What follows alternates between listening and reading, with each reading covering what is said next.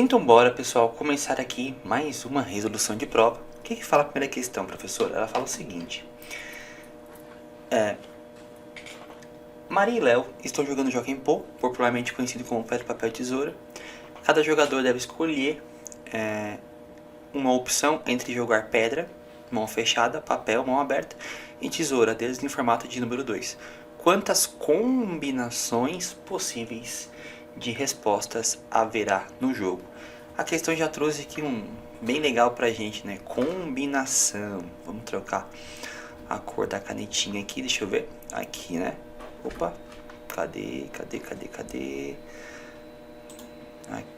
Aqui, agora foi. Então lembra lá, o que é combinação de N elementos tomados de P a P?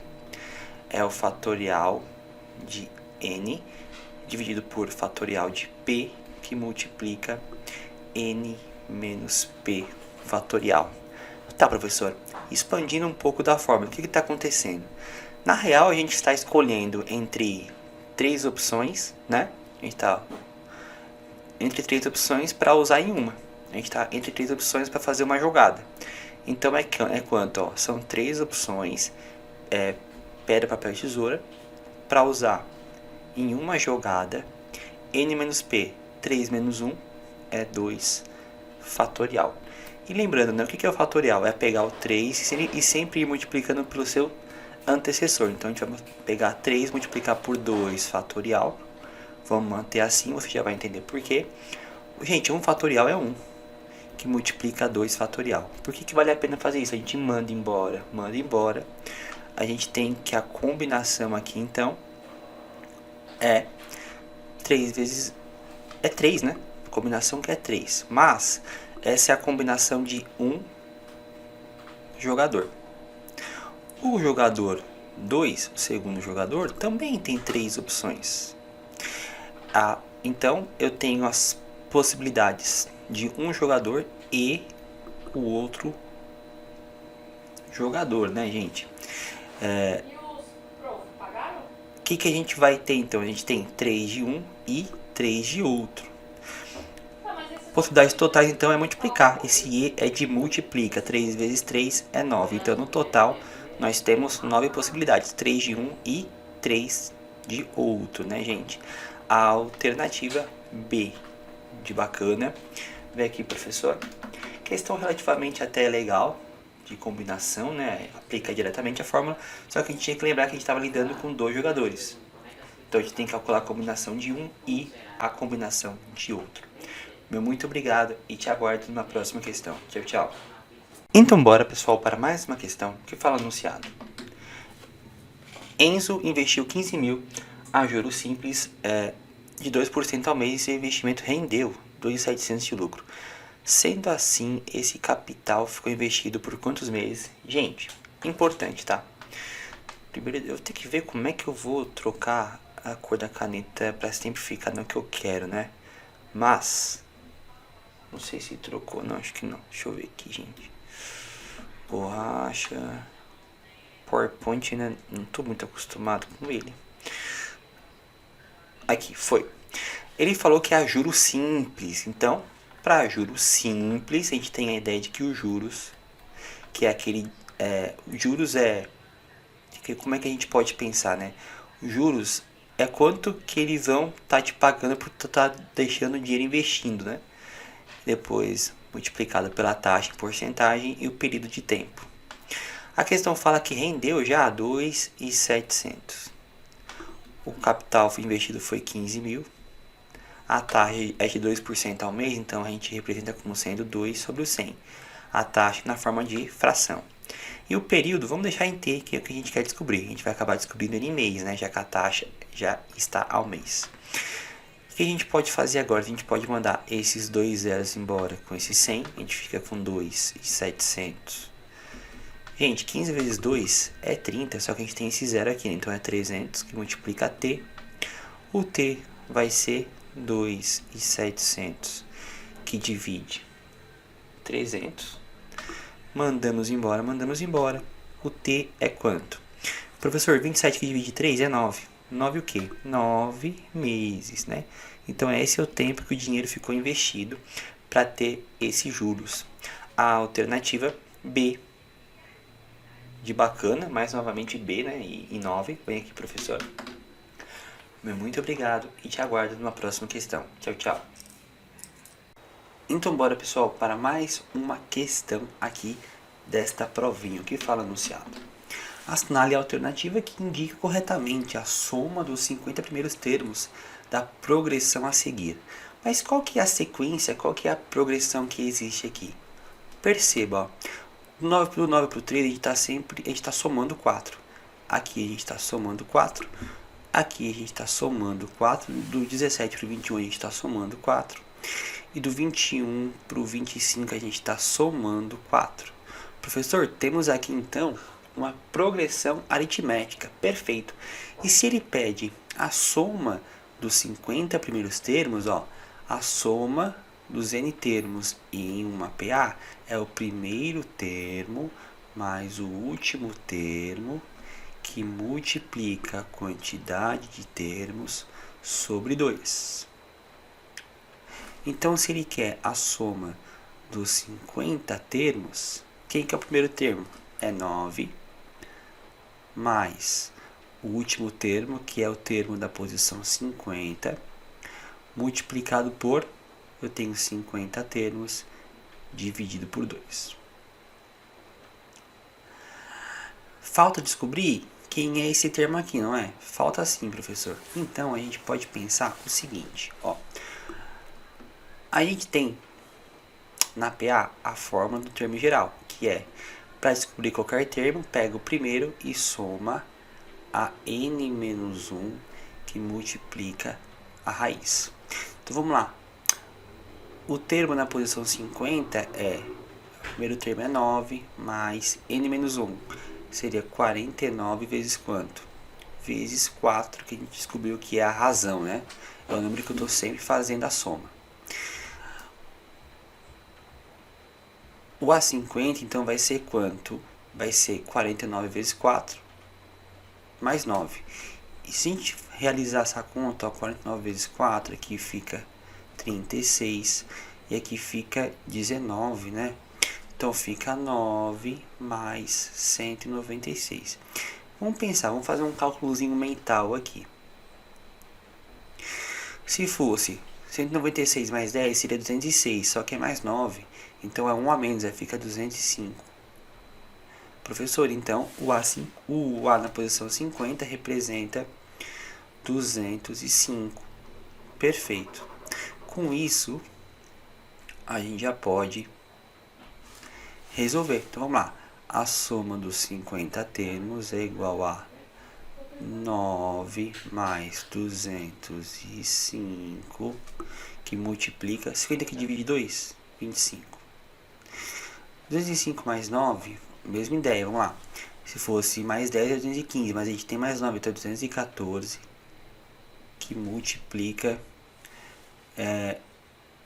multiplica aqui, né, 25. Então vamos lá. 5 vezes 4 é 20, 5 vezes 1 é 5, mais 2 é 7, 5 vezes 2 é 10.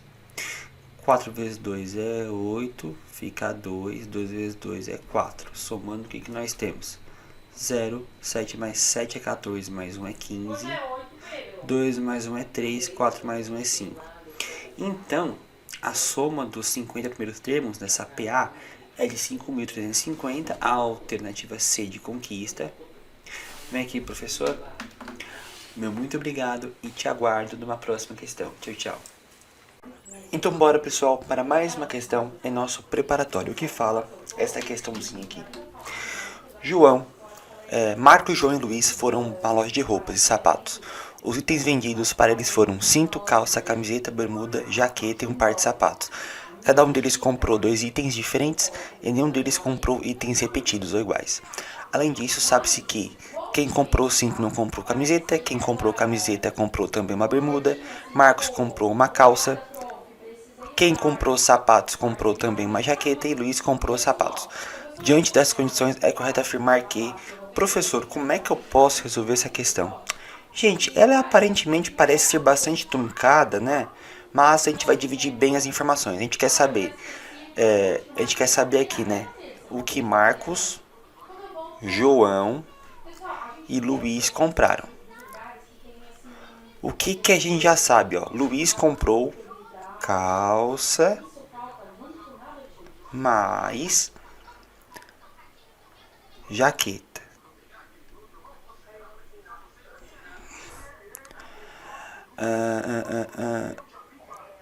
João comprou cinto mais alguma coisa. Aí vamos pensar o seguinte: a gente já tem cinto, calça e jaqueta, né? Cinto, calça e jaqueta, resta então para Marcos, a gente pode pensar aqui, resta então. Aí diz aqui, né, que, opa, João comprou o cinto, né? E, deixa eu ver quem mais aqui. João comprou o cinto, João comprou o cinto e Marcos comprou o cinto também, né? Então, o que que diz aqui, ó? Vamos pensar. Ah, e Marcos diz que, perdão, né, gente? Tá uma loucura aqui. Vamos apagar aqui, ó. Vamos pegar a borracha, tá? Ó. Marcos comprou Engraçado, né? Cômico, né?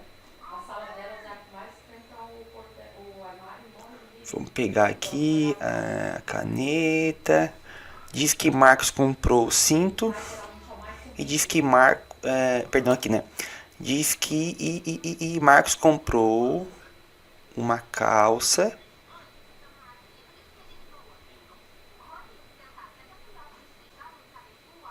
mais algum item que a gente não sabe, né? Isso. E João, a gente sabe que João comprou.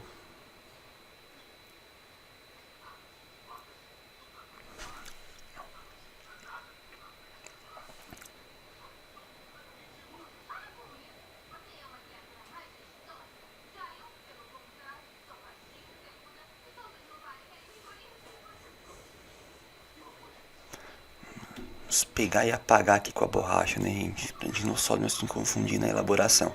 Então vamos retornar aqui, né? Essa questão também é um pouquinho. Ela dá uma bugada na cabeça. O que a gente tem?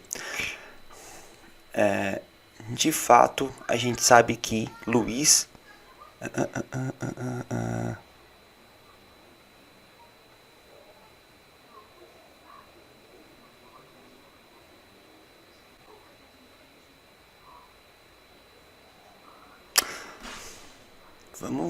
Vamos voltar aqui de novo, né, gente?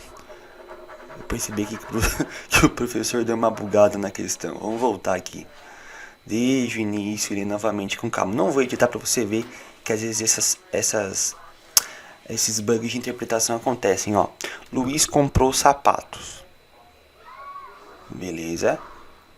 Mas a questão fala que quem comprou sapato comprou também jaqueta. Então Luiz comprou na verdade jaqueta mais sapato. Beleza? Marcos comprou uma calça. Ok?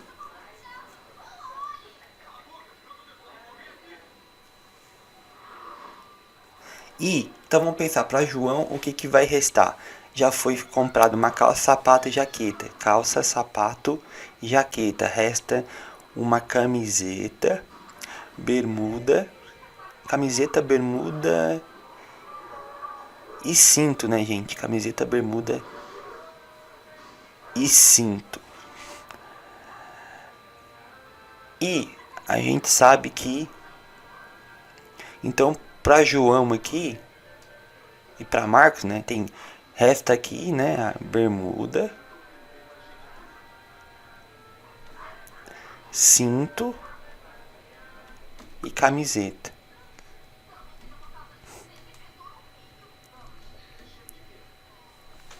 Para distribuir entre os dois, porque eu já tenho sapato e jaqueta aqui. o Marcos comprou calça e mais alguma coisa. Ó, agora vamos pensar assim, olha que divide ter dois. Quem comprou camiseta, comprou também uma bermuda. Então, ó, o Marcos já tem uma calça. Então, perfeito. Se tivesse comprado a camiseta, ele teria que ter uma bermuda. Então, na verdade, resta pro Marcos um cinto. Resta o cinto para ele. E o João, resta o cinto aqui. O João comprou então a bermuda.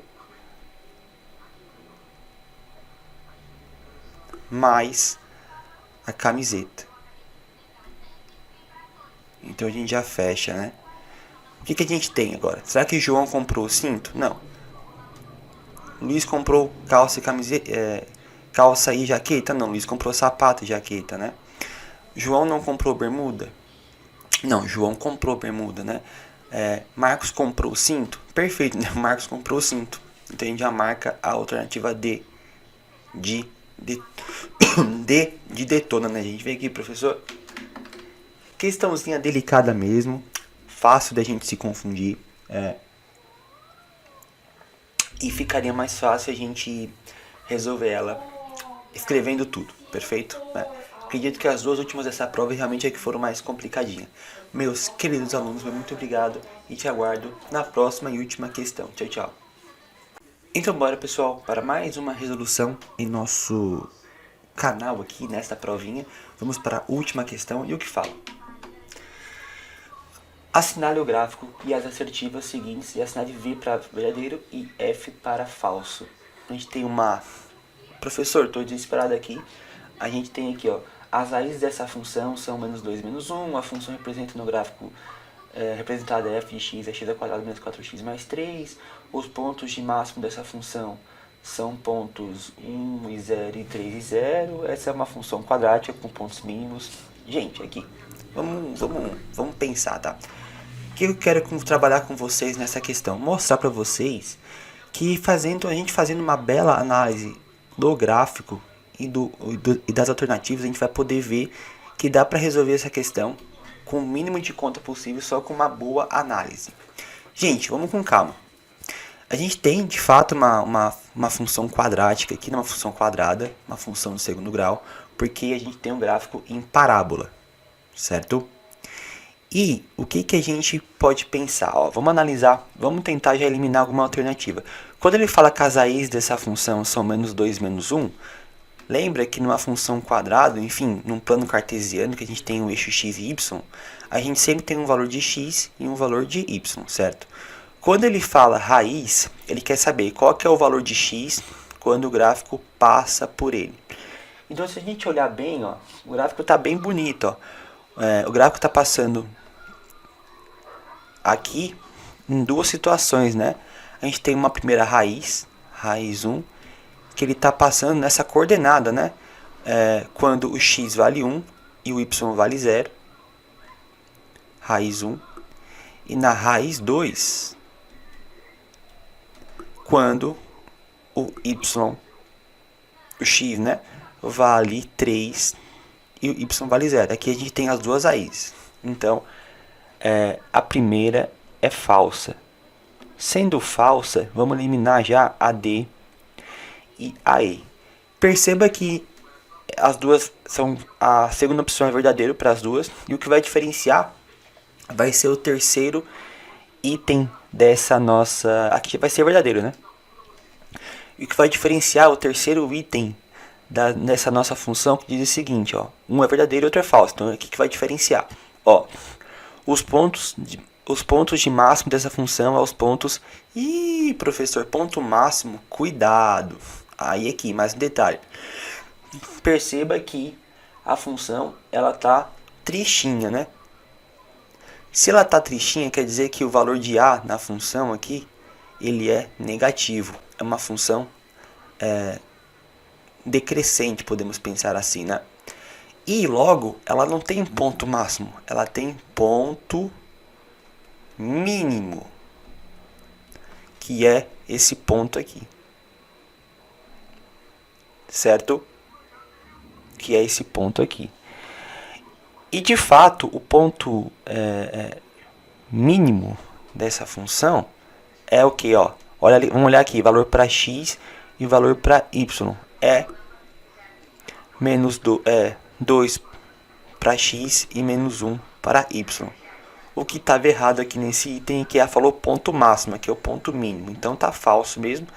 Estando falso mesmo, não pode ser a alternativa B. Nos resta a alternativa A de aprovação. Vem aqui, professor. Perceba que a gente não usou nenhum cálculo e apenas uma análise boa do gráfico e técnicas para interpretação de questão e eliminação de alternativa, né, gente? Isso para nível de concurso público é essencial, gente. É essencial a gente trabalhar essa agilidade. Muito obrigado e te aguardo na próxima prova. Tchau, tchau.